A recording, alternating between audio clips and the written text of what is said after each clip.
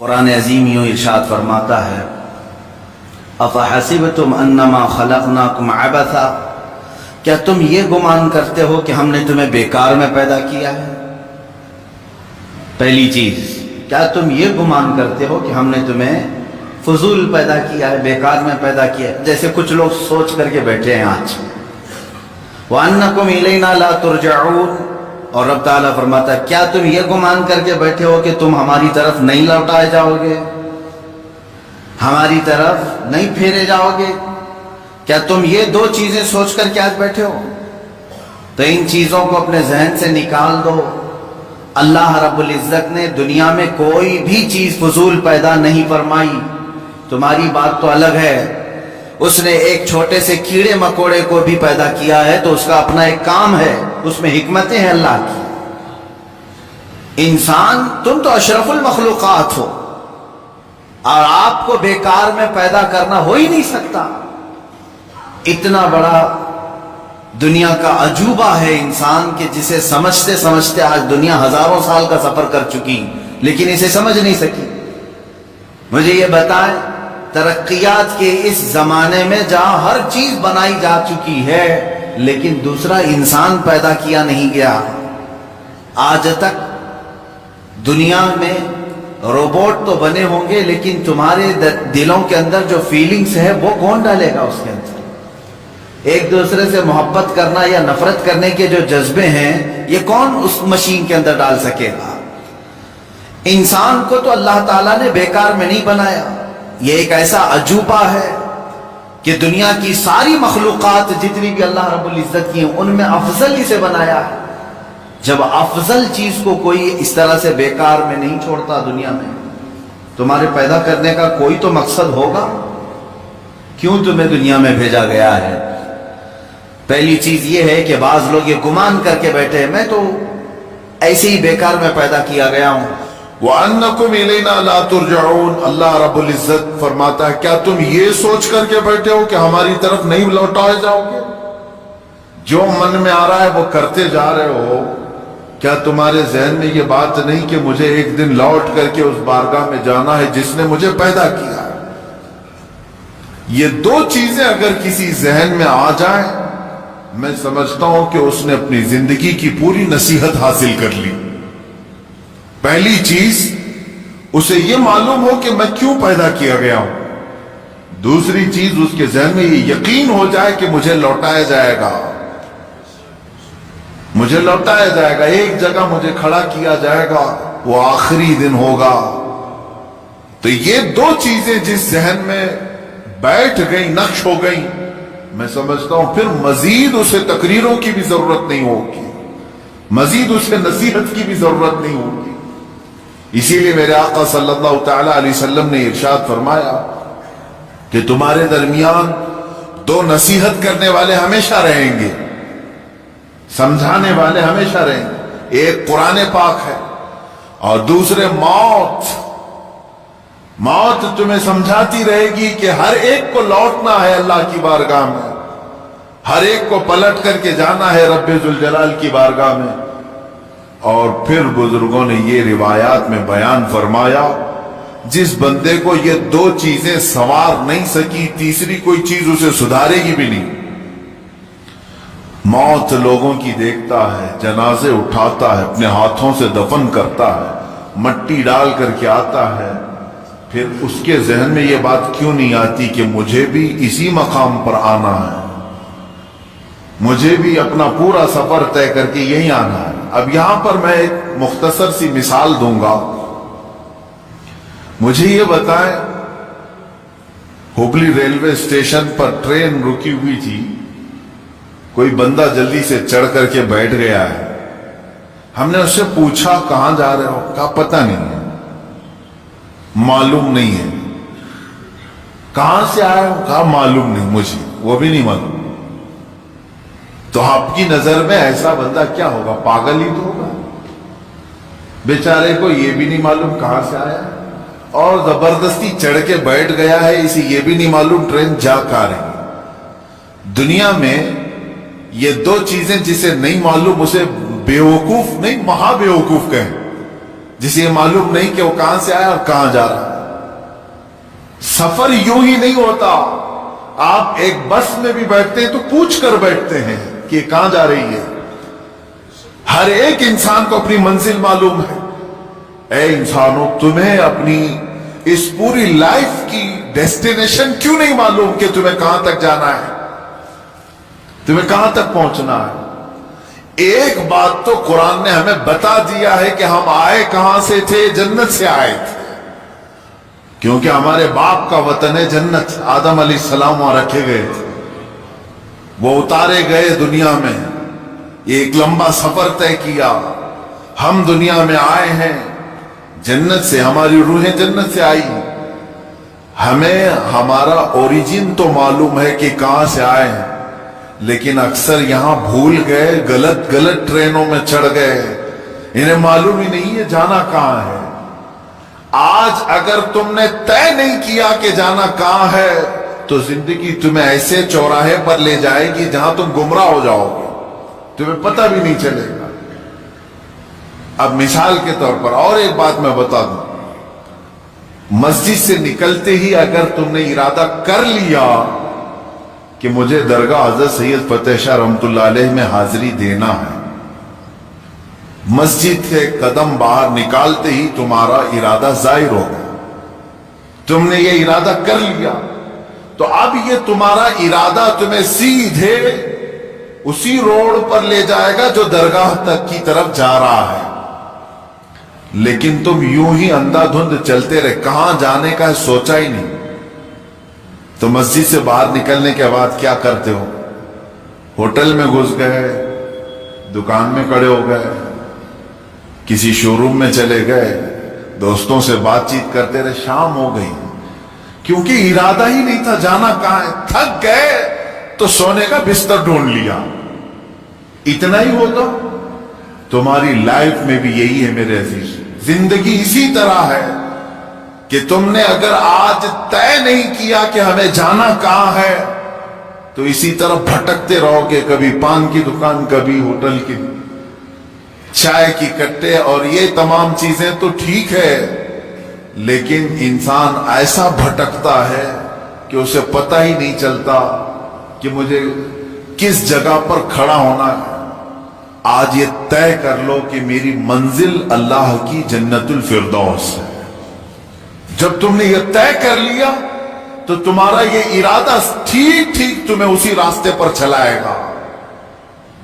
इंसान का मजबूत इरादा उसे उसके रास्ते पर ले आता है, अल्लाह की हिदायत भी हो। लेकिन सोचा ही नहीं, कभी आज तक सोचता ही नहीं मैं कि मुझे जाना कहां, ये मालूम नहीं। पूछो पकड़ करके किसी को, रोजाना सुबह हो रही है, शाम हो रही है, सुबह हो रही है, शाम हो रही है, जिंदगी का सफर कट रहा है, ये कहां तक जाएगा? अक्सर तो ये कहेंगे जैसे चल रहा है चलने दो, हमें क्या मालूम कहां तक ये जिंदगी ले जाएगी। मेरे अजीज, जिंदगी कहां ले जाएगी? तुम इसी तरह पंचर गाड़ी में बैठोगे तो पता नहीं कहीं पर भी टायर फटेगा। और ऐसे ही होता है जैसे आप यहां से निकले और डेस्टिनेशन मालूम नहीं था, जिंदगी भर घूमते रहे और जब थक गए तो कब्रिस्तान में सो गए। तुम्हें उठा करके सुला दिया गया, हो गई जिंदगी, खत्म हो गई। लेकिन वो बंदा जिसे अपना डेस्टिनेशन मालूम है, जिसे अपनी मंजिल मालूम है, जिसे अपना घर मालूम है, वो भटकता नहीं, उसी रास्ते पर चलता है। मेरे पास टाइम कम है, मुझे जाना यहां तक है, वो तेजी से दौड़ता है, या सवारी मिले तो उस पर सवारी पे बैठ जाता है। अब मुझे ये बताएं, तुम्हारे आपके इरादों में यह है कि यहां से मुझे अजमेर शरीफ जाना है, आपके पास फकत 2 दिन का वक्त है, आप कोई इंतजाम नहीं था, पैदल ही निकल पड़े। थोड़ी देर के बाद दौड़ने लगे कि नहीं 2 ही दिन का टाइम है, जल्दी पहुंचना है। उसके बाद फिर कोई बैलगाड़ी आई, उसमें चढ़ गए, जा रही है कि मुझे जहां तक ले जाए, मुझे फास्ट होना है। थोड़ी देर के बाद कोई बाइक वाला आया, वो लेके गया। थोड़ी देर के बाद बस आई, उसमें चढ़ गए। थोड़ी देर के बाद ट्रेन मिल गई, उसमें चढ़ गए। یعنی آپ اس راستے پر ہر فاسٹ جانے والی چیز کو ڈھونڈ رہے ہیں اور بڑھتے جا رہے ہیں، کیونکہ 2 دن کا ٹائم ہے، اور بڑھتے بڑھتے اتنی تیزی سے پہنچ گئے کہ وقت سے پہلے آپ اجمیر معلیٰ پہنچ گئے۔ یہ زندگی کی دوڑ ہے میرے عزیزوں۔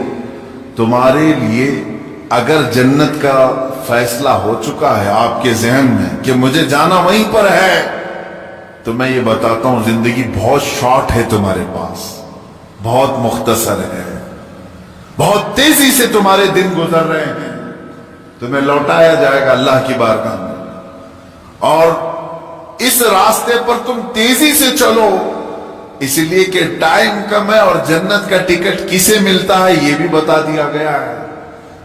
تمہاری نمازیں کمپلیٹ ہو، جلدی سے اس کی طرف توجہ کر لو، تمہارے روزے باقی نہ رہیں اس کی طرف لگ جاؤ، تمہاری زکوٰۃ کوئی قضا نہ رہ جائے اس کی طرف لگ جاؤ، حج اگر فرض ہو چکا ہے تو فوراً چلے جاؤ، اس لیے کہ وقت تمہاری زندگی میں بہت کم ہے۔ اور جسے یہ معلوم ہو کہ میرے مختصر وقت میں مجھے سب کرنا ہے، میں سمجھتا ہوں وہ اپنی زندگی کو عیاشیوں میں نہیں گزارتا، فالتو اور ضائع اوقات اپنی زندگی کو نہیں خرچ کرتا۔ عزیزان گرامی وقار، آیت کریمہ پھر سے میں پڑھتا ہوں، اللہ رب العزت ارشاد فرماتا ہے، افحسبتم انما خلقناکم عبثا، کیا تم یہ گمان کر کے بیٹھے ہو کہ ہم نے تمہیں بیکار میں پیدا کیا ہے؟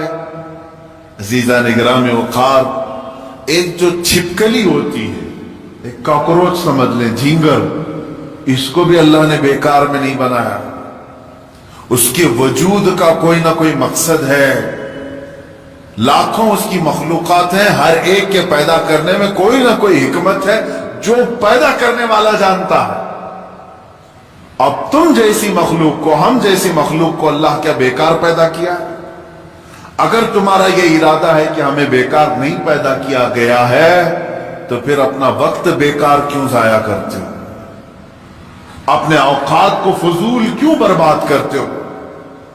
اس وقت کو وہ بندہ فضول نہیں خرچ کرے گا جو یہ گمان کرتا ہے کہ اللہ نے مجھے بیکار میں نہیں بنایا، مجھے بیکار میں نہیں پیدا کیا۔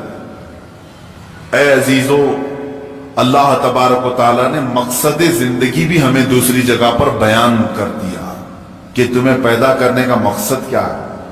وَمَا خَلَقْتُ الْجِنَّ وَالْإِنسَ إِلَّا لِيَعْبُدُونِ، میں نے جنات اور انسان کو صرف اس لیے پیدا کیا ہے کہ وہ میری عبادت کریں۔ تم پیدا کیے گئے ہو رب کائنات کی عبادت کے لیے۔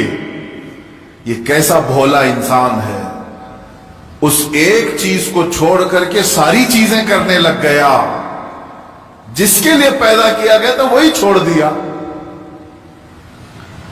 یا ایسے ہی اس کی مثال ہے کہ ایک چرخہ جو ہوتا ہے، مشین، کپڑے سینے والی مشین، کس کام کے لیے ہوتی ہے؟ کپڑے سل کر کے دے، لیکن وہ مشین جو ہے ایڈوانس بن گئی اس زمانے، وہ پریس کر کے بھی دے رہی ہے، کپڑا پریس کر کے بھی دے رہی ہے، کپڑے کو طے کر کے بھی دے رہی ہے، کپڑے کو دھل کے بھی دے رہی ہے، ایڈوانس ہو گئی۔ سلائی مشین کی بات کر رہا ہوں، فار ایگزامپل میں مثال بتا رہا ہوں، پریس کر کے بھی دے رہی ہے، دھلائی کر کے بھی دے رہی ہے، طے کر کے بھی دے رہی ہے، سکھا کر کے بھی دے رہی ہے، لیکن ایک کام نہیں کر رہی ہے، کپڑا نہیں سل پا رہی ہے، کپڑا سل نہیں پا رہی ہے۔ تو آپ کیا کہیں گے؟ پھر اس کو سلائی مشین کیوں کہہ رہے ہیں؟ یہ تو دھلائی مشین ہوئی نا، یہ تو پریس کرنے والی ہوئی نا، یعنی ایڈوانس سارے کام کر رہی ہے، لیکن جس کام کے لیے اس کو سلائی مشین کہا جا رہا تھا وہ کام نہیں کر رہی ہے، سل نہیں پا رہی ہے۔ سیم یہی مثال کچھ انسانوں کی ہے، یہ سارے کام کر رہا ہے دنیا میں، بہت سارے کام کر رہا ہے، لوگوں کا دل رکھنے میں صبح سے شام کر دیتا ہے، شام سے صبح کر دیتا ہے، پھر بھی لوگ اس سے راضی نہیں ہو پاتے۔ وہ اپنے گھر بنانے میں اتنا مصروف ہے کہ خون پسینہ ایک کر چکا ہے، وہ اپنی دکان سجانے کے لیے اپنے کمر توڑ چکا ہے، سب کر لیا، لیکن جس کام کے لیے بنایا گیا تھا وہ عبادت وہی نہیں کر پا رہا ہے، اسی چیز میں غافل ہے۔ اسی لیے میرے عزیزو، جو انسان اپنا مقصد زندگی بھول جائے، اس کی ایک ہی اس کا انجام ہے، اس کا ایک ہی ریزلٹ ہے۔ مثال کے طور پر میں اپنے گھر واشنگ مشین لایا کپڑے دھلنے کے لیے۔ کس کام کے لیے؟ کپڑے دھلنے کے لیے۔ لیکن اب وہ کپڑے دھلنا چھوڑ چکی ہیں، ریپیئر کرایا پھر بھی ریپیئر نہیں ہو رہی ہے۔ آخر کام کیا بچا؟ اس کو کباڑ خانے میں ڈالنا ہے، بھنگار میں ڈالنا ہے، اسکریپ۔ جس کام کے لیے میں مشین لیا تھا وہ نہیں کر رہی ہے، اس کا صرف ایک ہی کام ہے، اسکریپ، کیونکہ دوسرا خریدتا بھی نہیں۔ ٹوٹی ہوئی مشین کو، بیکار مشین کو خریدتا بھی کوئی نہیں، اسکریپ میں جائے گی۔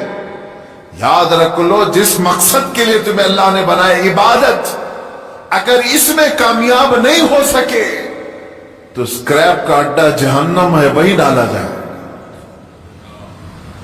یہ بیکار کی تمام چیزیں وہیں پر ڈال دی جائیں گی۔ جنہوں نے اپنے آپ کو تباہ کیا، اپنے آپ کو برباد کیا، ان کا ٹھکانہ دوزخ ہے، کیونکہ تم نے جس مقصد کے لیے اللہ نے تمہیں بنایا، اسی مقصد کو چھوڑ کر دنیا کو راضی کرنے میں لگ گئے۔ اب میں آپ کو بتاتا ہوں شیطان ہمیں اپنے اصلی مقصد سے کیسے پھیرتا ہے، ڈائیورٹ کیسے کرتا ہے، تاکہ جس کو کہتے ہیں کانسنٹریشن، توجہ کا مرکز، جو چیز ہونی چاہیے اس سے کیسے شیطان تمہیں موڑتا ہے، بار بار موڑتا ہے۔ تم کو اللہ رب العزت کو راضی کرنا چاہیے تھا، تم نکلے اپنے گھر سے کہ میں اپنے رب کو راضی کرنے کے لیے چل رہا ہوں، درمیان میں تمہیں کوئی دوست ملا، اس نے یہ بتایا کہ فلاں دوست تو تجھ سے بہت ناراض ہے، پتہ نہیں کل تو نے اس کو کچھ کر دیا تھا، کیا تو نے کچھ کیا تھا، تمہارے دل میں اس دوست کی ناراضگی کی بات آئی، سوچا کہ اس کو منا لیتا ہوں کسی طرح، یا جھگڑا کر لیں یا کچھ بھی۔ بیچ میں جو دوست تمہیں بتانے کے لیے آیا تھا وہ شیطان تھا۔ جب تمہیں اللہ کو تم راضی کرنے نکلے تھے، اس نے تمہارا دماغ ڈائیورٹ کر دیا ایک انسان کی طرف۔ تم جا رہے تھے رب ذوالجلال کی عبادت کے لیے، اسے منانے کے لیے، شیطان نے تمہارے دل میں یہ بات ڈال دی کہ پہلے اس کا کام کرو، اور ادھر چلے گئے، اس کو مناتے رہے، وہ نہیں مانا۔ یہاں تک کہ کچھ لوگ ایسے ہیں جن کو منانے میں تمہیں برسوں لگ جاتے ہیں، وہ نہیں مانتے۔ ہوتا ہے اسے، آپ اچھا اچھا کام کر کے، انہیں سلام پہنچا کر کے، انہیں تحفے دے کر کے منانے کی کوشش کرتے، نہیں مانتے کچھ۔ ہائے افسوس، میرا مولا تو صرف ایک ہی سجدے میں مان جاتا ہے، ایک سجدے میں مان جاتا ہے۔ یہ نہیں معلوم ہے بندوں کو، افسوس ہے کہ جسے بہت جلدی منایا جا سکتا تھا، اسے چھوڑ کر ہم دنیا کو منانے میں لگ گئے۔ آپ پوری زندگی کا اگر تجزیہ کریں تو میں آپ کو بتاتا ہوں، ساری چینجز آپ نے صرف اور صرف دنیا والوں کے لیے کر لی اپنے آپ میں، ساری چینجز۔ آپ نے دنیا کو دیکھا یہ بہت فیشن کر رہی ہے، اور اس طرح سے اگر میں کپڑے پہنوں تو یہ مجھے عزت سے دیکھیں گے، نہیں پہنوں گا تو مجھ سے دور ہو جائیں گے۔ فیشن چل رہا ہے، پینٹ ادھر سے پھاڑنا ہے، ادھر سے پھاڑنا ہے، پہننا ہے، تو تم نے صرف اور صرف ان کا دل رکھنے کے لیے، ان کے سامنے اپنا سٹیٹس رکھنے کے لیے اپنے آپ کو چینج کر دیا۔ شیطان ہے وہ جو تمہیں عیاشی کی طرف لے جاتے ہیں انسانوں کی شکل میں۔ قرآن پاک میں آپ نے نہیں سنا، اللہ رب العزت نے فرمایا من الجنتی والناس، یعنی وسوسے ڈالنے والے جو شیاطین ہوتے ہیں وہ جنات میں سے بھی ہوتے ہیں، انسانوں میں سے بھی ہوتے ہیں۔ شیاطین الانس والجن، قرآن میں یہ بھی آیا ہے، इंसानों में भी शैतान होते हैं, जिन्नात में भी शैतान होते हैं। इंसानों में कैसे? तुम्हारे दोस्त की शक्ल में आएगा, कभी तुम्हें पता भी नहीं चलेगा, और वो तुम्हारा जहन डाइवर्ट कर रहा होगा, तुम्हें भटका रहा होगा, और उसकी बातों पर तुमने अपने आप को बदल लिया। एक मसला मैं आपको बता दूं, शरीयत का मसला, उससे आप अंदाजा करें कि हम किस कदर शैतान की पैरवी करते हैं और कितनी जल्दी डाइवर्ट हो जाते हैं। हमें मनाना चाहिए था अल्लाह को, क्योंकि वही हमारी मंजिल है, वही हमारा मकसूद है, लेकिन हर दिन हर लम्हे हम डाइवर्ट होते जाते हैं।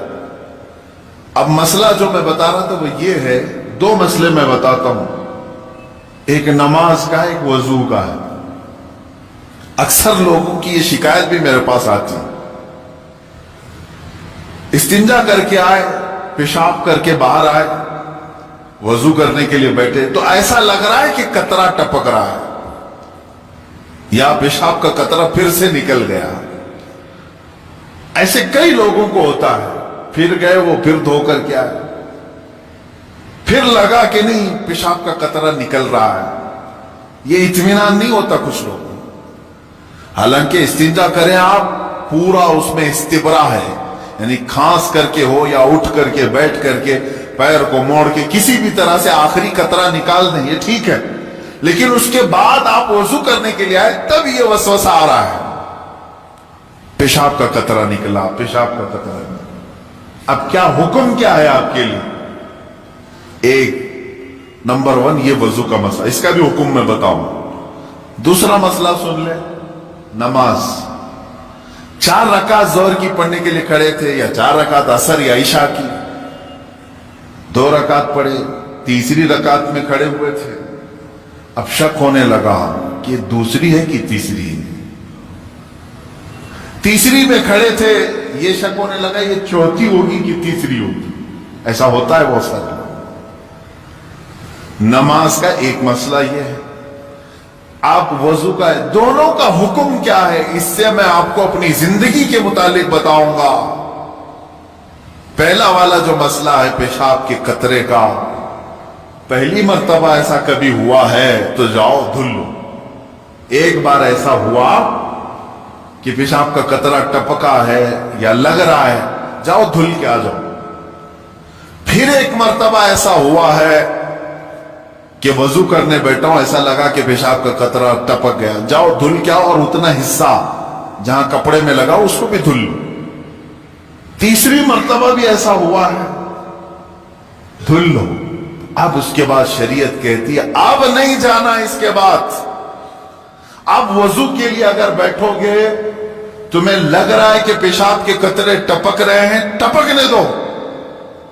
तुम पानी ले लो एक चुल्लू में और उस जगह पर छिड़क दो पानी, पानी वहां पर उस कपड़े के ऊपर छिड़क दो। क्यों? इसलिए कि कहा गया है कि बाद में अगर तुम्हें वसवसा भी आने लगे तो यूं समझ लो ये पेशाब का कतरा नहीं बल्कि मेरा छिड़का हुआ पानी है, मेरा छिड़का हुआ पानी। अच्छा, ऐसा क्यों कराया गया? शक तो हो रहा है। सुने, फुकाए कराम ने फरमाया, ऐ बंदे, तुझे इबादत अल्लाह की करनी है। किसकी करनी है? अल्लाह को राजी करना है। और ये जो वसवसे आ रहे हैं तुझे, ये शैतान के हैं। अगर तू बार बार उठ करके धोने के लिए चला जाएगा तो बात ये होगी कि तू शैतान की पैरवी कर रहा है अल्लाह को छोड़ करके। यहां शरीयत ने यहां तक कहा कि शैतान की पैरवी हो जाएगी अगर कसरत से तू करने लग गया।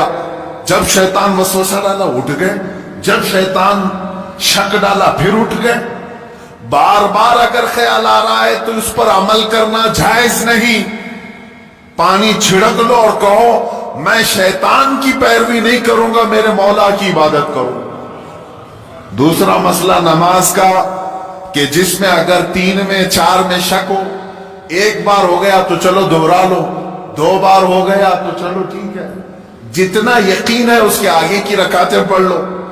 अब अगर बार बार ऐसा शक होता है تو فرمایا گیا اپنی نماز ویسی ہی کمپلیٹ کرو، اس لیے کہ یہ شیطان تمہیں وسوسے ڈال رہا ہے. اگر تم اس کے وسوسوں کی طرف جاؤ گے تو یا ہوگا یہ کہ تم شیطان کی پیروی میں لگ گئے. حقیقت میں نماز تو رحمان کی عبادت ہے. آپ سمجھ رہے ہیں؟ یہ دو مسئلوں سے میں تمہیں بتاؤں گا میرے عزیزو.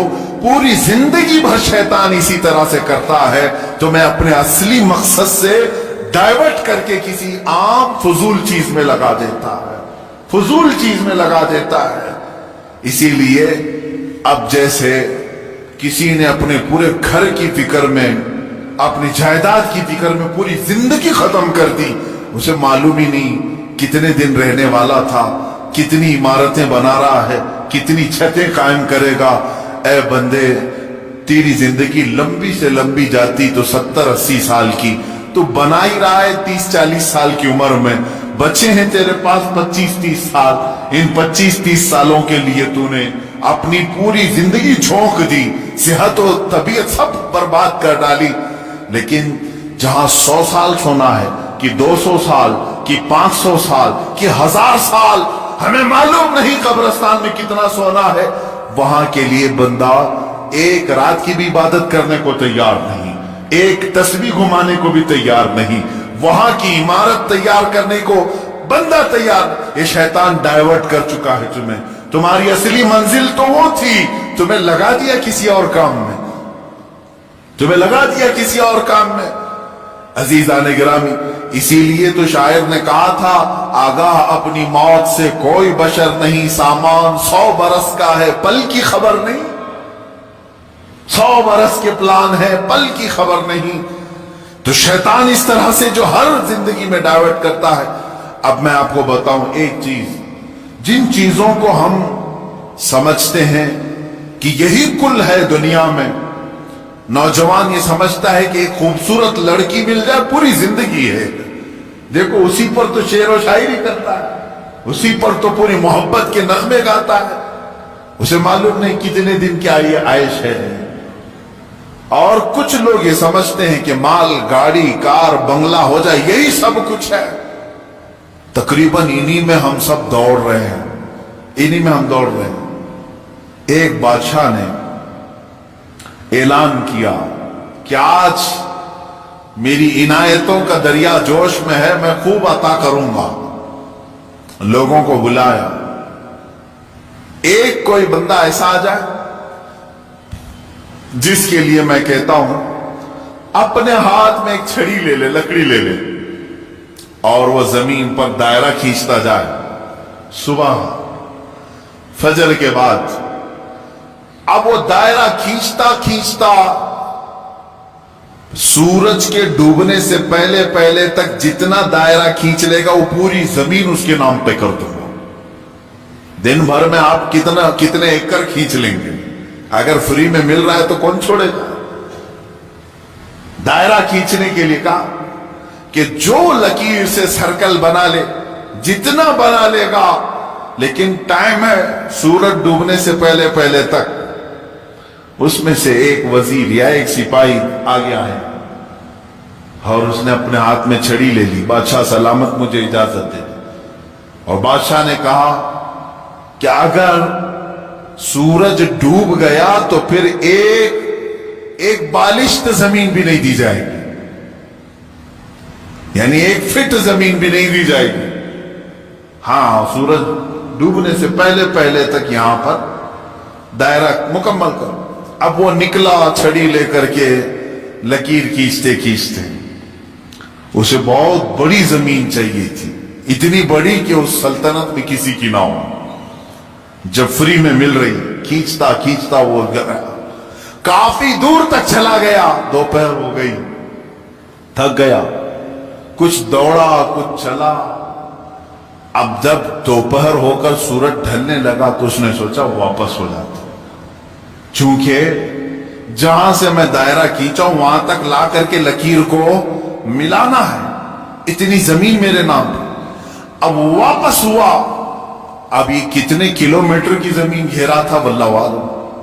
دوڑا تھا اس نے صبح سے لے کر دوپہر، نہ کھانا ہے نہ پانی ہے، دوڑ رہا تھا. दौड़ते दौड़ते सूरज पीला हो गया, असर का वक्त आ गया। अब उसने देखा कि बादशाह का महल और सिपाही सब करीब नजर आ रहे हैं। दिल में ठंडक हो गई, मैं पहुंच जाऊंगा। सूरज के डूबने से पहले पहले मेरे बिगिनिंग पॉइंट जो है, जहां से स्टार्ट हुआ था, वहां तक पहुंचना है मुझे। लेकिन थक गया था, आजा जवाब दे रहे थे, निढाल हो गया। शायद आधा किलोमीटर या 1 किलोमीटर बाकी रह गया होगा, चलने की सकत नहीं रही। लेकिन बाहर से वहां से लोग आवाजें दे रहे थे, बहुत लंबी जमीन तूने घेरा है, इतनी बड़ी जमीन किसी को नहीं मिली सल्तनत में, आजा दौड़ते हुए। कुछ लोगों ने हिम्मत दिखाई, हौसला दिलाया, दौड़ा और तेजी से दौड़ा, फिर दौड़ा। सूरज डूबने के बिल्कुल पास में आ गया। सूरज गुरूब होने के लिए बस आधा सूरज अंदर जा चुका था, और इसका पॉइंट जहां से शुरू किया था वो भी करीब नजर आ रहा था, वो भी करीब नजर आ रहा था। दौड़ा और दौड़ा, यहां तक कि अपने उस पॉइंट के बिल्कुल पास में पहुंचा। लेकिन सूरज डूबा। कितना बाकी था? सूरज डूबने से पहले पहले वो अपने पॉइंट पे पहुंच गया, पहुंच गया। इस तरह कि पैर उसके एक तरफ, हाथ उसके इस तरफ, सो करके उसने अपनी लकड़ी आगे की, पॉइंट पर पहुंच गया। उसके बाद सूरज डूब गया। अब उसकी हो गई जमीन, जितना सुबह से लेकर दौड़ा था उसकी हो गई जमीन। लेकिन जब करीब में आए, उठाने की कोशिश की, तो उसका इंतकाल हो चुका था। दिन भर ऐसा दौड़ा था कि रूह निकल गई, उसी तरह पड़ा था। उसके पैर और उसके हाथ, उसका हाथ की मौजूद लकड़ी उस पॉइंट तक पहुंची हुई थी, और वो वहां मरा हुआ पड़ा था, रूह निकल चुकी थी। बादशाह आया, वजीरों को कहा, उठाओ, इसकी कब्र यही बनाई जाएगी जहां ये इंतकाल किया है। उसकी कब्र वहीं खोदी गई। कितने फीट का रहा होगा, 6 फीट का रहा होगा, जितना भी रहा होगा, कब्र उसकी बनाई। बादशाह ने एक बहुत तारीखी जुमला उसकी कब्र पर लिखा, कहा कि इसको जरूरत सिर्फ 6 फीट की थी, दौड़ा पूरे दिन भर, इसको इतनी जरूरत थी, और दौड़ा इतना कि अपनी मौत के मुंह में चला गया, मौत के मुंह में चला। यही हमारी जिंदगी है आज, तकरीबन इसी की तरह हम भी कर रहे हैं। इतना दौड़ रहे हैं, पता ही नहीं चलता कि कहां मौत आ गई। तुम्हें उन तमाम चीजों की जरूरत ही नहीं थी जिसके पीछे पड़े हुए हो। सब तो अल्लाह ने लिख करके भेजा है। अरे मियां, तुम अपनी मां के पेट में 100 दिन के नहीं थे, तब अल्लाह ने फरिश्तों को भेज करके लिखवा दिया, इसे इतना रिस्क लिख दो, इसे इतने औलाद लिख दो, इसे इतनी खुशबख्तियां लिख दो, सब लिखा जा चुका है। जो मिलना है उस पर हम पूरी जिंदगी क्यों दांव पर लगाएं? हमें तो उस मौला को राजी करने के लिए जिंदगी खर्च करनी चाहिए। हम वो नहीं कर सके। मैं यहां चंद बुजुर्गों की बात बता दूं, अल्लाह वाले, क्या दुनिया में उन्होंने कुछ हासिल नहीं किया? मखदूम अली शाह मीना रहमतुल्लाह ताला अलैह, मोहम्मद शाह मीना रहमतुल्लाह, लखनऊ के बड़े बुजुर्ग, उनकी सीरत में मैंने पढ़ा। जानते इबादत भी कैसे करते थे? अल्लाह अकबर। रात के वक्त खुली दीवार, जो कंपाउंड जैसे होता है, दीवार के ऊपर खड़े हो जाते थे, इबादत के लिए खड़े होते थे। इधर भी नीचे, इधर भी नीचे, बीच में दीवार है, खड़े खड़े इबादत करते थे रात तक। लोग कहते कि हुजूर मस्जिद है, नीचे सहन है, आराम से करें। कहते जब आराम मिलता है तो नींद आ जाती है, आराम मिलता है तो नींद आ जाती है। मैं दीवार पर खड़ा होता हूं और रात को नींद आती है तो कभी कभार दीवार से गिर जाता हूं। तो कहा गिर जाते फिर भी खड़े होते हैं? कहा हां, جو جسم غافل ہوگا اس کی سزا یہی ہے کہ وہ دیوار سے گرایا جائے. جو اپنے مولا سے غافل ہو اس کی سزا یہی ہے کہ اسے گرایا جائے. یہ اللہ والے تھے جو لمحے بھر کے لیے غافل ہوتے تو اپنی جسموں کو سزا دے دیتے تھے. حضرت سیدنا ابو بکر شبلی رحمت اللہ تعالی علیہ، یہ ہمارے سلسلہ قادریہ کے بڑے بزرگ ہیں. بیر شبلی شیر حق دنیا کے کتوں سے بچا، ایک کارک عبد واحد بے ریا کے واسطے. ہم شجرہ میں پڑھتے ہیں ان کا نام. حضرت ابو بکر شبلی رحمت اللہ علیہ بغداد شریف کے بزرگ ہیں. سیدنا امام اعظم ابو حنیفہ رضی اللہ تعالیٰ عنہ کے پڑوس میں دفن ہے. آپ جب رات کو ذکر الہی کے لیے کھڑے ہوتے یا عبادت کے لیے کھڑے ہوتے، ایک مرتبہ ایسا ہوا کہ آپ کو جھپکی آئی، نیند آئی. یہاں تو لوگ رات تو چھوڑے جمعہ میں سوتے ہیں، بہت سارے لوگ تو جمعہ میں اپنی نیند کمپلیٹ کر کے آتے ہیں. پتہ ہی نہیں چلا کہ امام کب کھڑا ہوا، اقامت کب ہوئی، خطبہ تو پورا نیند میں چلا گیا. واللہ عالم سوتے ہیں یا پھر کشف کرتے ہیں، مراقبہ کرتے ہیں، چوتھی منزل پر پہنچتے ہوں گے. عزیزان گرامی، یہ وہ دل سوتا ہے جسے اپنے رب تعالی کی طرف توجہ نہیں ہوتی. وہ آیا ہے رسم ادا کرنے کے لیے، وہ آیا ہے لوگوں کے دکھاوے کے لیے. دل کی توجہ اور دل کی حضوری ہو تو نیند کہاں کی. حضرت ابو بکر شبلی رحمت اللہ تعالی علیہ رات کے وقت جھپکی آ گئی، تھوڑا سا اونگ آئی. کیا کیا جانتے آپ؟ وہ کھڑے ہوئے. پہلی مرتبہ رات میں ایسا ہوا کہ مجھے اونگ آ گئی. کیسا ہوا؟ اس کے بعد گئے، سرما لگانے کی سلائی لے کر نمک میں پھیرا اور نمک پورا آنکھوں میں لگا.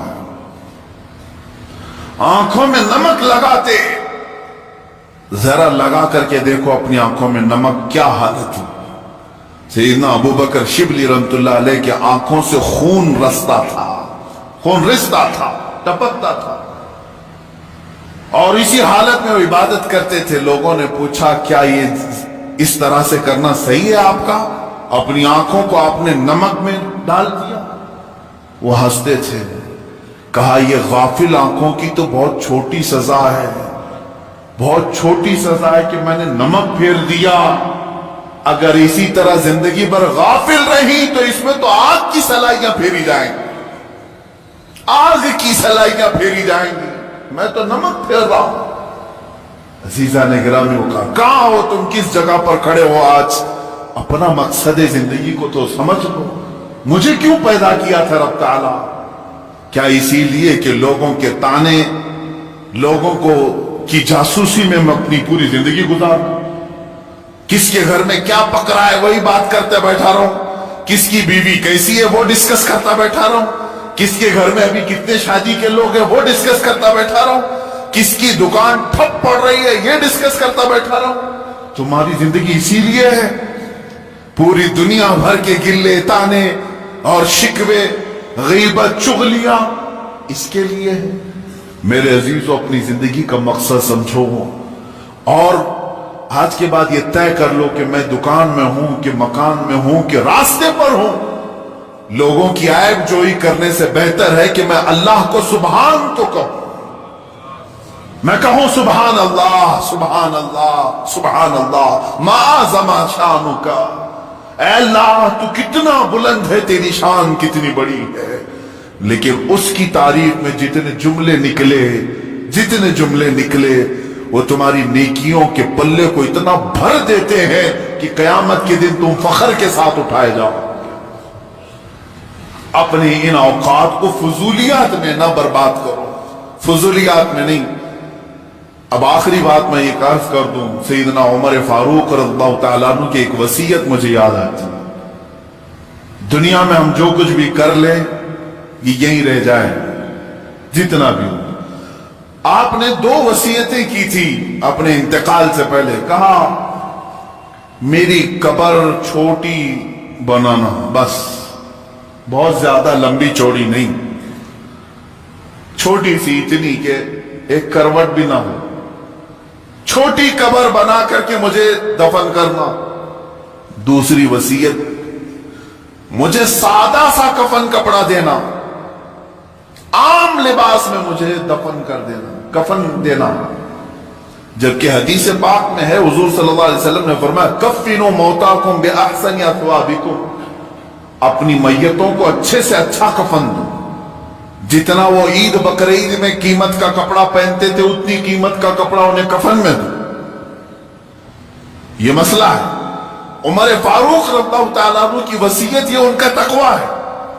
فرمایا چھوٹی قبر میں مجھے دفن کر دو، سادے کفن میں مجھے ملبوس کر کے دفن کر دو. پوچھا گیا لوگوں نے آپ سے کہ ایسا آپ کیوں فرما رہے ہیں؟ توجہ چاہتا ہوں، یہی دو چیزیں ہمیں ہمارے مقصد تک لے جا سکتی ہیں. فرماتے ہیں اے لوگو، اگر تم نے مجھے امیر المومنین سمجھ کر کے، بڑا سمجھ کر کے بڑی لمبی چوڑی قبر کھود دی، شاندار قبر بنا کر کے دفن کیا، ہونا کیا ہے؟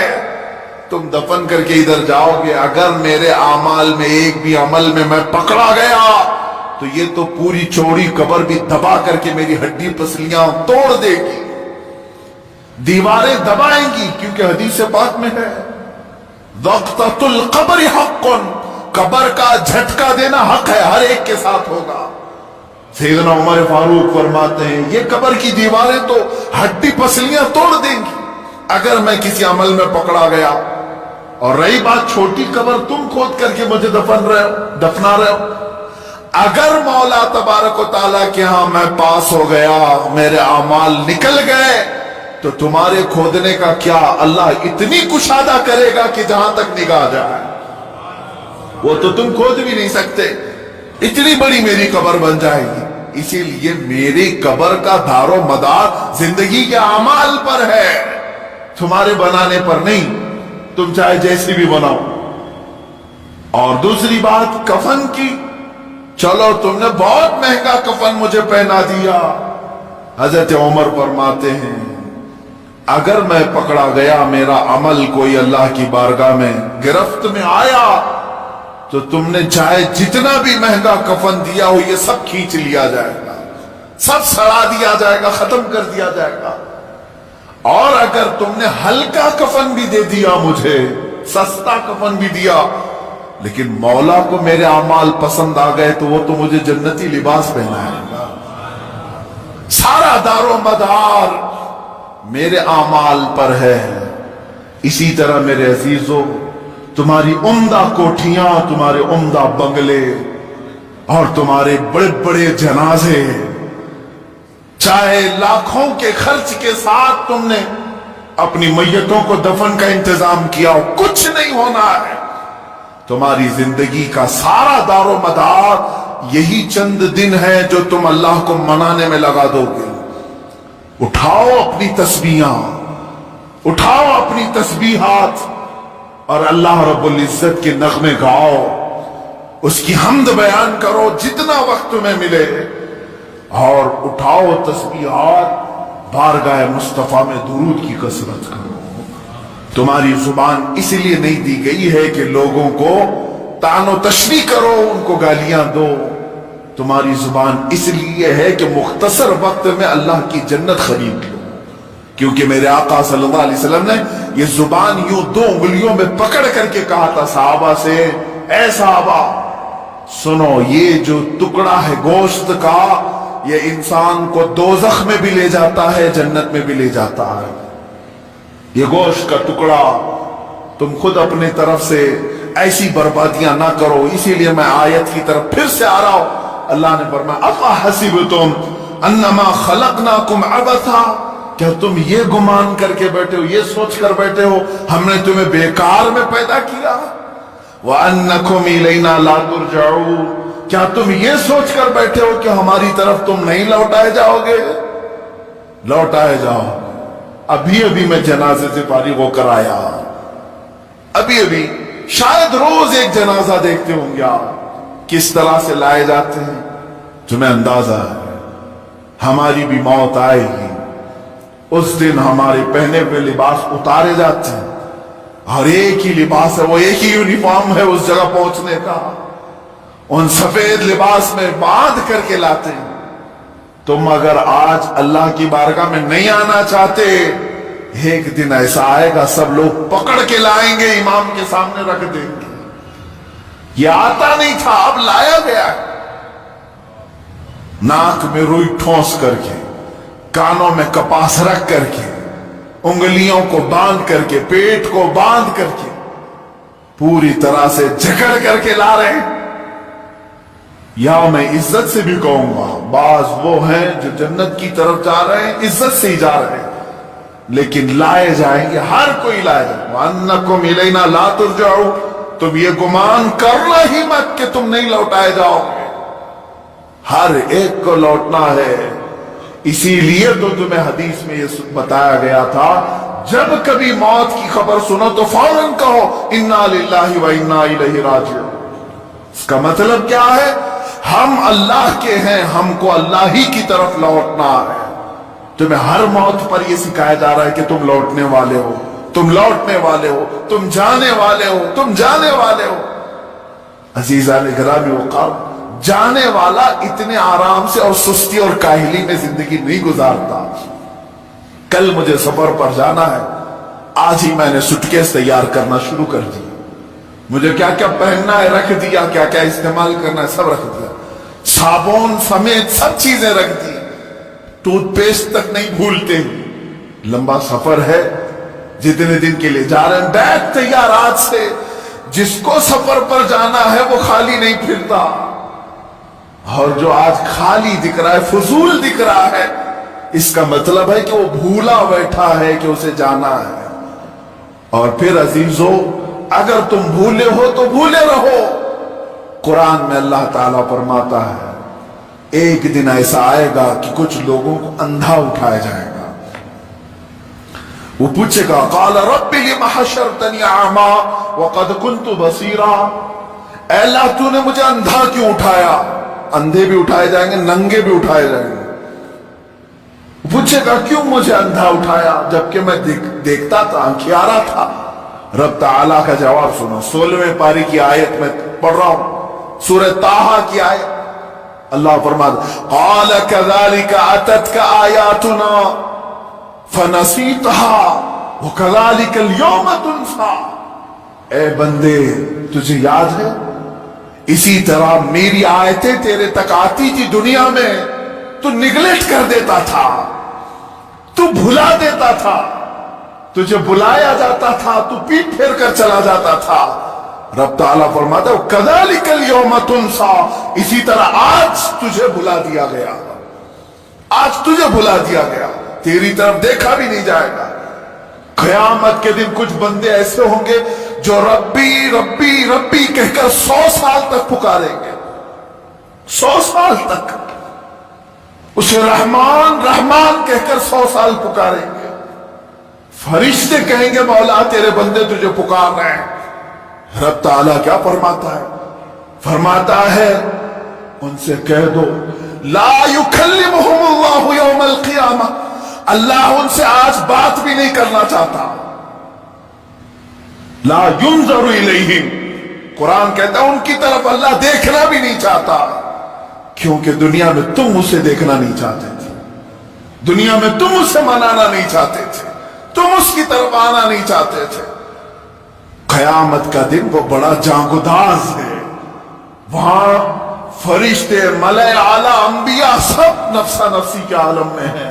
अगर रहमान ये कह दे तुम्हारे लिए, मैं तेरी तरफ देखना नहीं चाहता, मैं तुझसे बात नहीं करना चाहता, फिर तुम 100 साल पुकारोगे, 100 साल तक पुकारते रहो।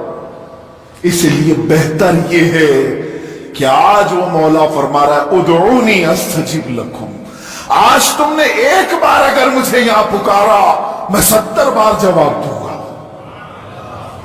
70 बार वो तुझे पूछेगा, है बंदे बता तेरी हाजत क्या है, बंदे बता तेरी तलब क्या है। यहां तुम पुकारना छोड़ दोगे तो वहां तुम पुकारते रहोगे और जवाब कोई नहीं आएगा। अल्लाह रब्बुल इज्जत हर एक को अपना मकसद जिंदगी समझने की तौफीक अता करे। बहुत हो गया मेरे अजीजों, आसमान सर पर आ चुके हैं हमारे, जगह जगह के थक चुके हैं तुम्हें ये हंगामे। शायर ने कहा था जगह जगह के थक चुके हैं तुम्हें ये हंगामे। मुसाफिरों, मुसाफिर नशाते लज्जते ख्वाबे गिरां बदल डालो। गलत रवि से मनाजिल का बोझ बढ़ता है। टेढ़ा मेढ़ा चलोगे तो सफर लंबा हो जाएगा। गलत रवि से मनाजिल का बोझ बढ़ता है। मुसाफिरों रविशे कारवां बदल डालो। आज बदल दो।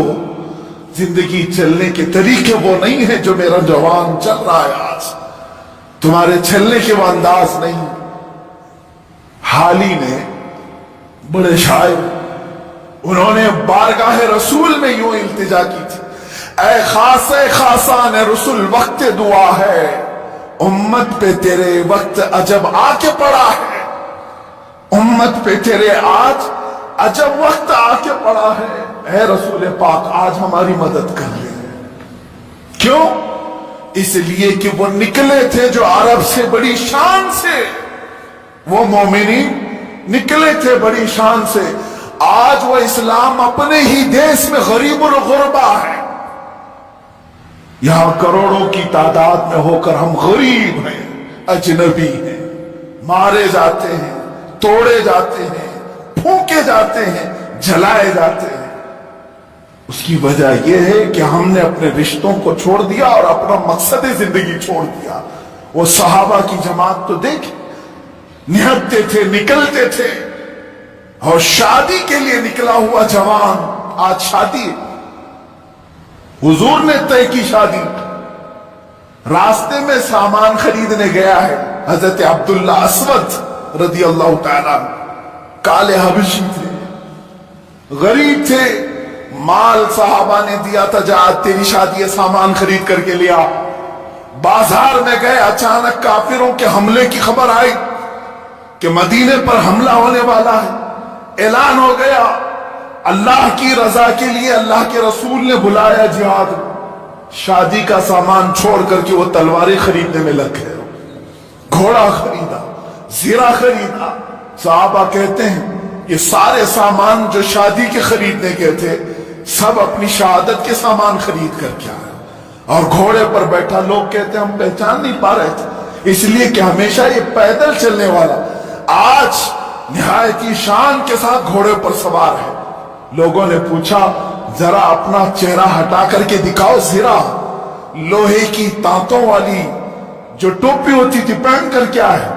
वो हंसते हुए कहा, पहली मर्तबा मुझे दूल्हा बनने का शरफ मिला है, मैं मैदान जिहाद में जा रहा हूं। और दूसरा दिन था कि जिहाद के मैदान में लड़ते लड़ते ये अब्दुल्ला अस्वद शहीद भी हो गए।